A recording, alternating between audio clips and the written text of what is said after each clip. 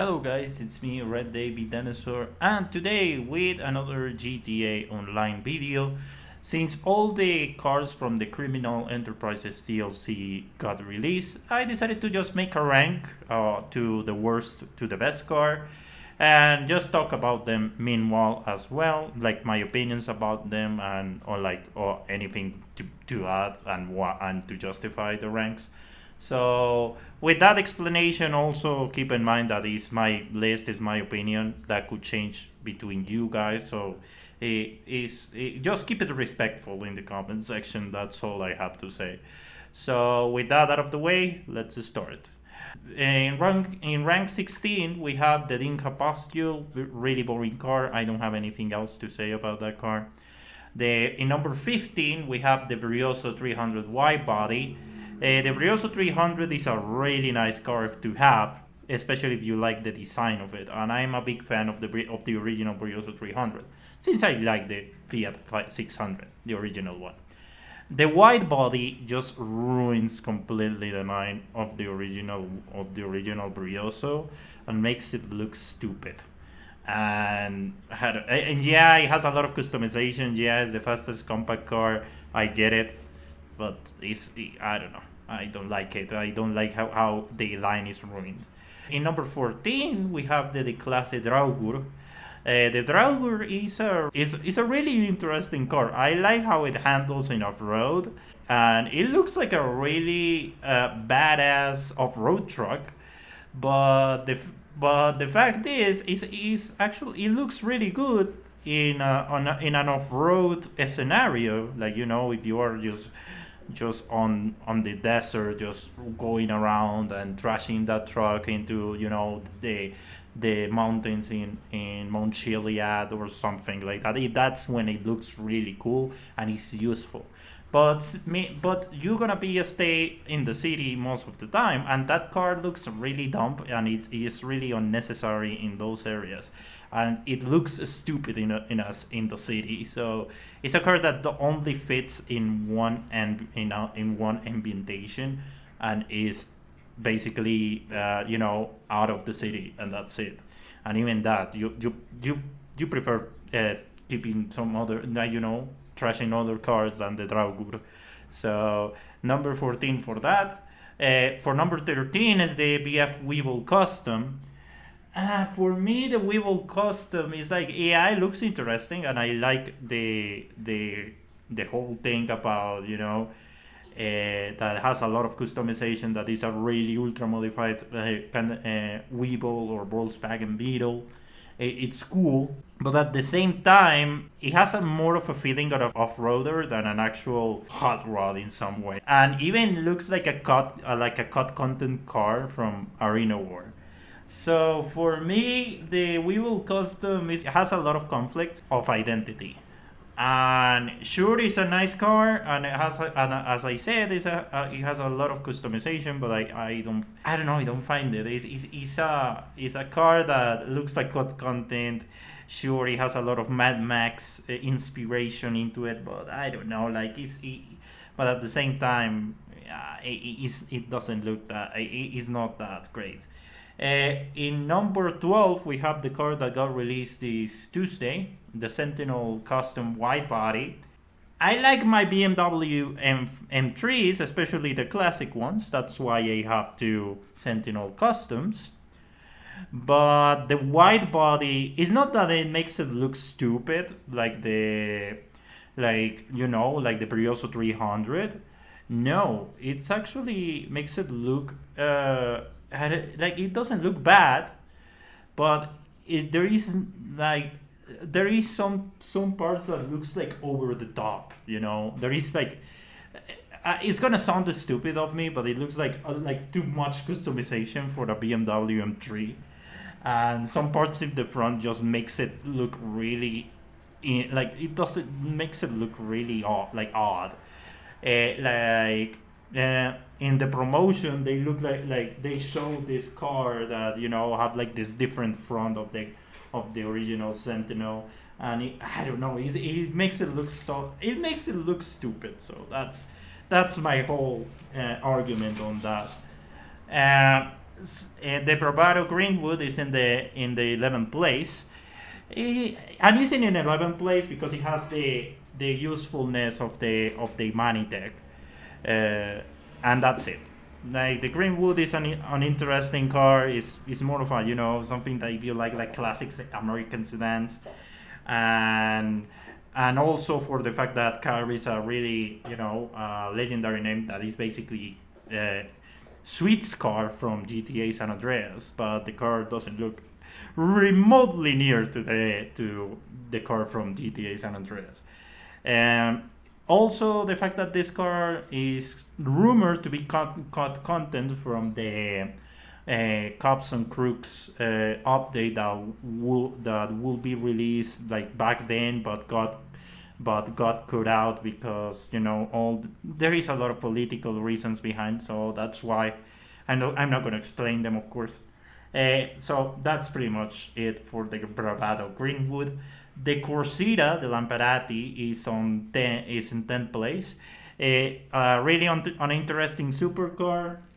Is in 10th place because it's based on in the Maserati MC20. That for me is a car that looks beautiful, but in this one it looks like, I don't know, it looks boring.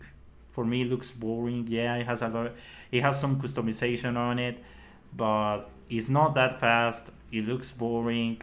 I don't know, and it feels like one of the like another supercar for GTA Online, and that's not the case for all supercars in GTA, because there is some cars that are interesting, like the Torito that we're gonna talk later has like interesting stuff in it, but the Corsita just looks like another supercar, so that's why it's in 10. The Ruiner CC8 is in number 9, based on a Pontiac Trans Am WSC something like that. I don't know my muscle cars. So I like that GTA, the car designers of Rockstar are putting like more feet on the ground cars. The fact that they put this car that is basically based on a Firebird. I know I said Trans Am, but whatever. So this car based on a Firebird is there, is a feet on the ground car that you can actually afford. And I like that, and also has it's kind of fan base because it's a car that usually people use it for the drag strips and all that stuff. It's in number 9 because it has an interesting counterpart behind, but it doesn't have anything else. That's it. It's a car that you just drive for 5 minutes, and later on you just sell it, or you just store it in your garage and you never see it again unless you're really bored. So that's why the Ruiner is a fine car, but it's in number 9. Continuing, the Dinka Kanjo SJ is in 8, and is in that high order. Is it that high? Because I have a sentimental value with the original car that is inspired to. That is the Honda Civic. I had a Honda Civic back then. It was kind of my first car, but I have an incident to it. Basically the engine died and the car was useless. But I had a lot of projects into it. I wanted to, back then I wanted to make a lot of interesting stuff to my Civic. But, well, things happened, and that's why I just got rid of it. And the Dinka Kanjo kind of gave me that chance to, revive those moments back then that I had my Civic, and I wanted to make a lot of customizations, and made me remind back then how I was back then how happy I was with my first car. So that's why it's in number 8 is the sentimental value you have to it. I understand if you guys start seeing this video, put this Kanjo in in 15 or 16. It doesn't have anything more to add. But if you like Civics, or Civic was your first car, it's an interesting car, and it has a sentimental value. That's pretty much it. In number 7, we have the Pajero CX, the Camaro based Pajero. the new one on the CL1. And I know this car should be higher for some people, and it's gonna say, and you should say, how dare you? You put it in number 7. But yeah, it's based on a Camaro CL1, but it doesn't feel like one, you know. Yeah, I love driving my Camaro CL1 LE, the track version, on Forza Horizon 4 and 5. It's one of my favorite cars, you know, to just drive around and, you know, have a little fun with it, with its humongous horsepower. But in this game, it doesn't feel like a Camaro. It feels more like an European sports car in the terms of driving. And I'm not saying that's bad. That's actually really good. But it doesn't have that, you know, that like that savage, that savagery, that, like, you know, that wildness, that danger that usually muscle cars bring to you. And the Pajero doesn't have that. It's a car easy to drive, and even with this HSW performance mods, it still feels easy to drive. I would love to have, you know, a more challenging car to drive, and it's a really sad thing, because I would love, you know, back then Rockstar used to make like the muscle class really, like, all these cars that are really fast, but they are really challenging to drive. And they are not like nowadays are just cars that have a lot of, you know, a lot of horsepower, but are also easy to drive. So that's a shame, and but that's why the Pajero is in number 7. For number 6, we have a car that many of my friends believed is gonna be in number 1, but it's not. Is the SM722, the SLR based benefactor, that again is based on an SLR 722 Sterling Moss. I was excited when I saw the promotional image with the SM722, because, well, it is one of those cars that is in between my, what I call the golden era of supercars. That is the 2000s to 2010s. 2010 for me, like, that decade was the golden era of the last analog, and the beginning of the, you know, of the semi-automatics and all, like that. Sure, like those era of semi-automatics are awful, but for me it's like the first step. And again, is the last era of, you know, the pure manuals, no ABS, no TCS, no ASM cars, like no computer assisted cars. Is the last decade of those cars. That's why I love the Carrera GT so much. And the SLR felt like a GT car, but with also a lot of supercar ADN into it, because it was designed and built with collaboration with McLaren. So that's why. And the Sterling Moss, it was like this car that was super rare. Like, I think only 30 exist in the world. They are valued to, you know, like $2.7 million in places like Hoggerty or fucking Sotheby's or something like that, like on auctions. And for me, that thing is something that I like. I like rare cars that are low production, and I have like high horsepower or interesting stories behind, or are inspired by something cool in the automotive history. And that's why the SM722 was in my radar. And I tested and I love it. I have 2 of those. But the main problem for me with the SM722 is the driving. The driving is challenging. I love that. Like I said on the Pajero CX, that I didn't like that it was a car easy to drive. In the SM722, it's a challenging car to drive, but that means that is not gonna be something that many gonna like, you know. Many people will love to have an easy car to drive that is more forgettable, and the SM722 doesn't offer that. It's a car that you need to have time to drive it, to know it, and that's why it's a car that also is gonna stay more in garages and all that stuff. Also, if you know the story of the SLR Stirling Moss and all that, it's gonna be more of a collector's value car, that something that you will drive all the times. So that's why the SM722 is there. It's a nice car. I love the car, but for me, it's more of a collector's item than something I will drive. So that's why it's in number 6. The OB10F and the 10F wide body, yes, a tie, is in number 5.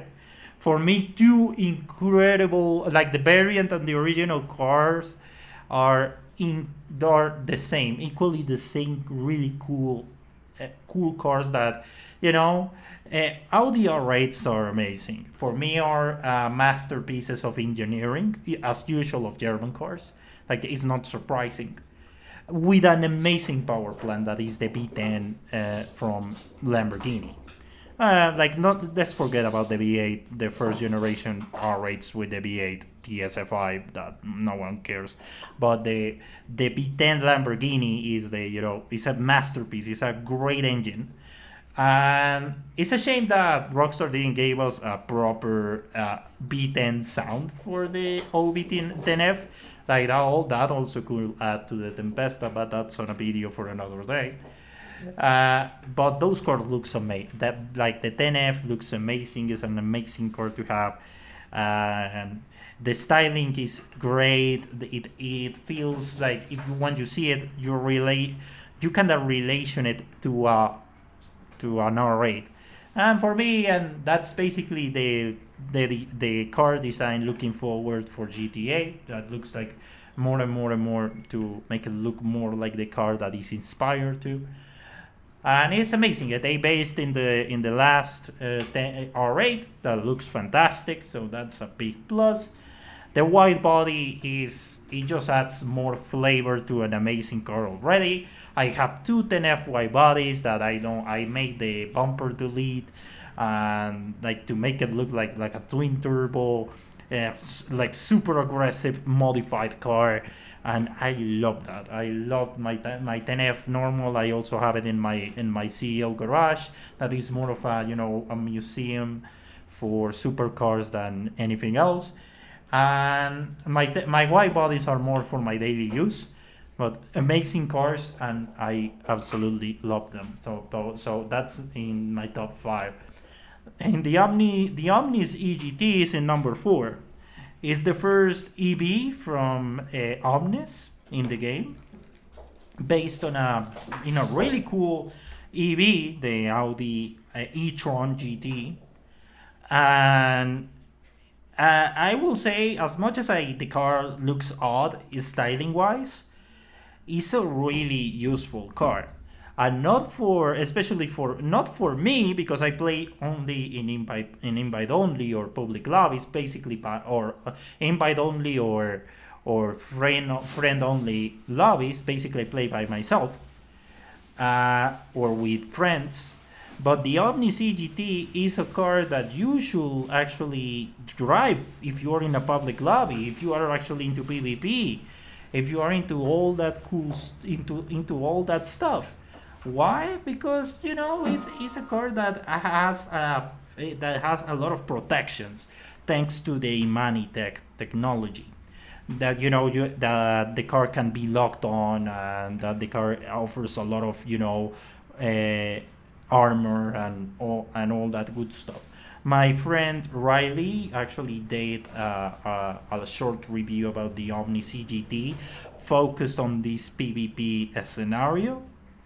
That I'm gonna put it in the link in the eye on the sky, and it's a fantastic car. I need to give the credit where credit's due, even when it's a car that I don't use because I'm not into PvP. But it's a car that you can use if you're into public sessions, or you like to sell with your friends in public sessions and you want to assume that risk. You can just go kind of be safe on this car without the the worrying about being logged by a Mark II, or be completely destroyed by something else. This car is actually a really good protection asset to have, so that's why it's in number 4. In number 3 we have the Pegasi Toriro XO. The Toriro XO, well, hold on, because this is a long story that I have.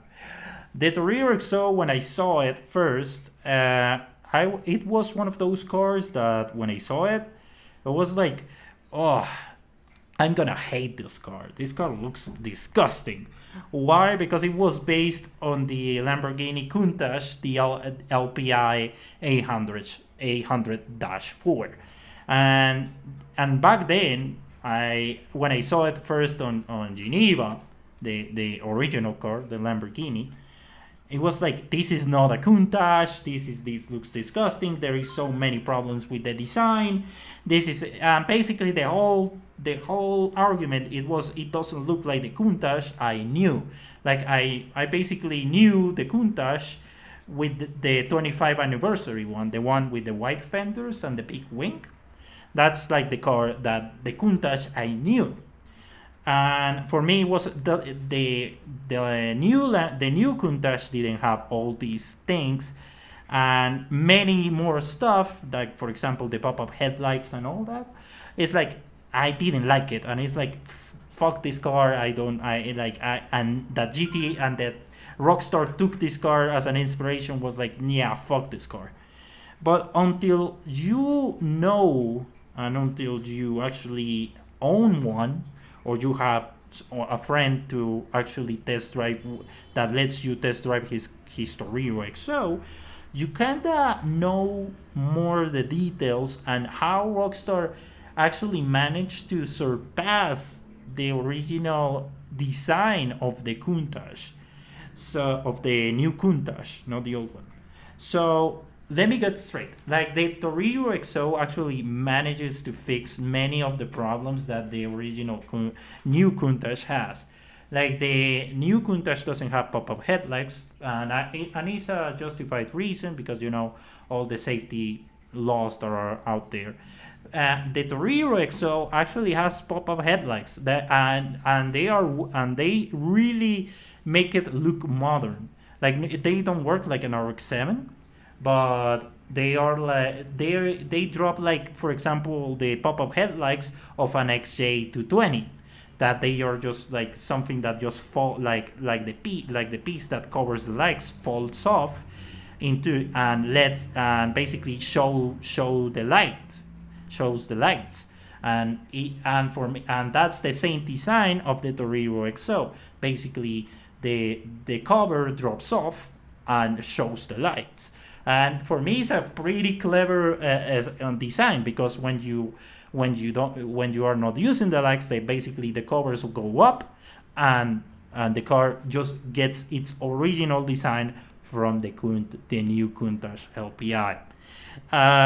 There is many other things that, for example, in the customization, you can put the big wing and all that stuff, so you can just make it like a 25 anniversary Countach if you like.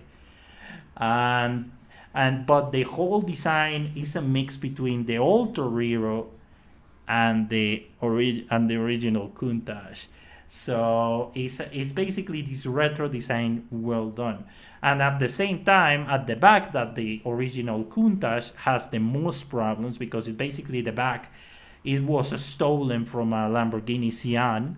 And this one, it kind of looks more, it looks the same as the other Pegasi, that is based on the Lamborghini Sian, but at the same time it's kind of unique. It kind of feels like that is a one-off car based on in the Toriro and the Countach. So well done to the designer of the Pegasi Toriro XO. You actually managed to improve the design of the car is inspired of, and that's amazing. I love that, and that's why it's in number 3. In number 2, we have a race car. Is the Benefactor LM87, based on a Sauber Mercedes C9. The LM87, like, let's get it straight. I love racing cars. I love the era of the 80s and the 90s on endurance race cars. For me, it's like the golden era of those cars, because there is not too much rules. The manufacturers didn't get afraid to push the limits in terms of aerodynamics, design, engines, make it really powerful. In that case, like in back then didn't have like all this really awful rule book that we have now. And the LM87 is based on, as I said, in one of those cars that I grew up in Gran Turismo 4.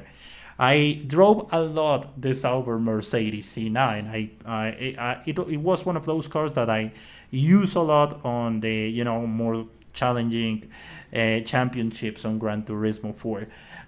It was a fantastic car to drive. I win a lot of races with it, and having the LM87, it was kind of the same as the Kanjo SJ, but in a more intense way, because again, it was like something of my childhood in some way.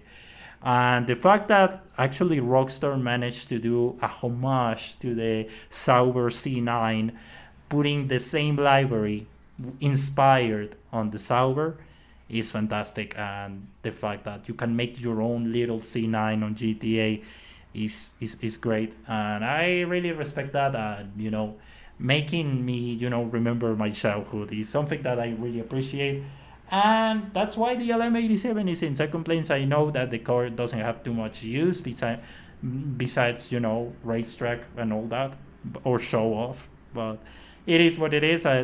But for me, it's a childhood hero, and I love it. So that's why the LM87 is in second place. And for first place, I know there is and many expected the SM722 to be in first place, but the persons that they know me know that this car will get first place, and is the Ubermac Reinhardt. The Reinhardt is a 10 out of 10 of everything. Why? It basically improves the design of the original car, the newest BMW M3 Touring. Second, it's a car that is useful, that you can, you don't feel bad of blowing it up, because it basically is it's a box standard BMW M3. I know for some people it's like, oh yeah, M3s are not that box standard, but it's not as like, a Lamborghini or a McLaren or something. It's a car that you can actually, if you work hard enough, you can afford it. And especially if that car gets, through 3-4 years, gets depreciated, you can actually get a BMW M3 Touring. And also that the car drives, is an interesting car to drive. It's a car that is responsive, that is fast, that makes the job, but also is an interesting car to drive, that offers you, sometimes it kind of gives you your fun, and that's why the car is so great. It's a 10 out of 10. Many Rockstar cars doesn't receive that qualification.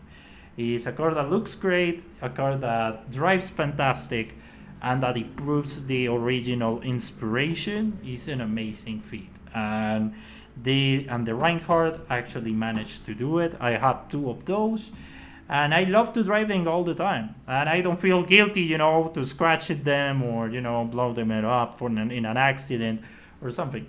It's a car that it feels fast, but it doesn't. And I know that it's gonna sound odd, but it doesn't look fast. But I like that. It has this sleeper value into it. You don't expect that a wagon is gonna be that fast, and that's other thing. I like Rockstar rarely put a wagon on this game. Like the last wagon they put it was this Benefactor based Mercedes E-Class wagon that they put it on the SUV class. That doesn't make any sense. But the Reinhardt is in the actual, I think it's in the sports class or the sedan class, and it's in a really good is really good classified, and at the same time is fast. It actually can make, and it can give a good fight between the shafter V12s, and for me that's a win completely. And the fact that it's a wagon, it's a fast wagon, it puts a car that not many people see as something that is a performance car in the radar of being a performance car. That again, giving that sleeper value into it. You don't see a wagon as something fast, and the Reinhardt is a wagon that is incredibly quick and that is responsive. It's a wagon that drives like a 911, like in Gran Turismo. It's a responsive wagon, and it's amazing. It doesn't feel heavy. It doesn't give you a bad time in terms of driving. It's a car that is super responsive. It drives like a Porsche. It's odd to say from a BMW. It performs like it drives like a Porsche, performs like a BMW, and it looks like a BMW. So basically, it's a win in all the cases. So well done. The Reinhardt basically is one of those cars that let me log in to my PS4 copy and drive it until I'm listening music and just driving in and doing missions with it. It's a fantastic car, and I love it. So that's it for this is my number one, and I absolutely love the Reinhardt. So that's pretty much it for today. Let me know what do you think in the comment section right below. What is your rank? I know that I forgot. I didn't forget. I didn't put the Conada on the list because it's a helicopter. I don't know too much about helicopters in the game.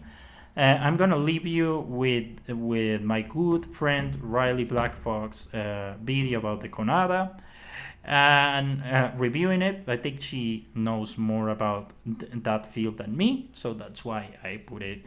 I'm gonna just put her video right there.